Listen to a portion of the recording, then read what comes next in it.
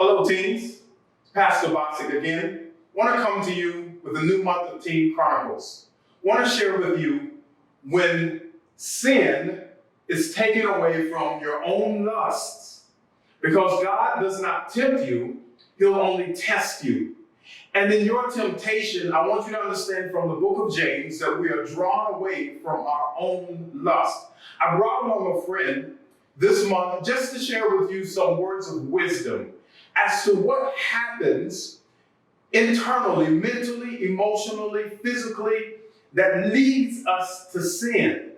How is it that the devil does well to tempt us? And what it is that happens internally that causes us to sin. So take a listen to this Teen Chronicle.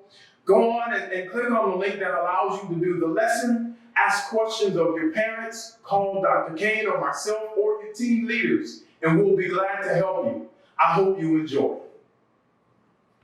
You were what I called picture perfect. Every snapshot or remnant of you I thought was worth it. So you came in the very package I listed out and I prayed for. All the while not knowing that sin and strongholds were waiting at the door. The body and image was just what I needed, even though I ignored the fact that you were cocky and conceited. Everything on my lust list, I was able to place a check by your name for. This would create a stronghold that would later need a cure. Looking with eyes wide shut, ignored my instincts because I wanted so bad for you to make the cut. All my lustful spirit did was birth sin, just like James 1:14 and 15 told me it would. But kept going after fruit that should have remained forbidden just because I knew I could. When things are presented to you to engage in, that doesn't mean you should. But crazy thing is that when we pray, God isn't the only one that's listening. The devil's ears are keen. See, in the kingdom of deception, lies, and betrayal, he's king. So he threw one mirage of illusions after the other at me, pointed out in the atmosphere and said, I can give you all that your eyes see. He knows just what attracts you. So he twists and manipulates your own prayers to attack you.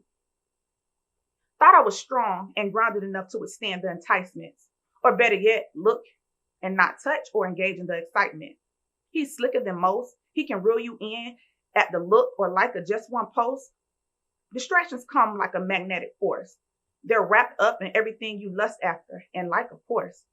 Back and forth in your mind, trying to figure out if it's God, jumping into one pool of sin after the next, pulled in and knocked off track just for a facade.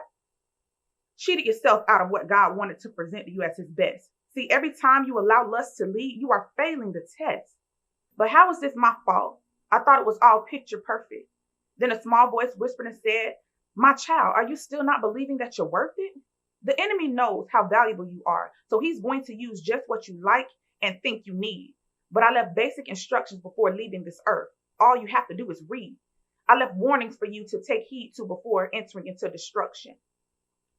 So what your lust tricked you into believing is something that your flesh wants but shouldn't be needing.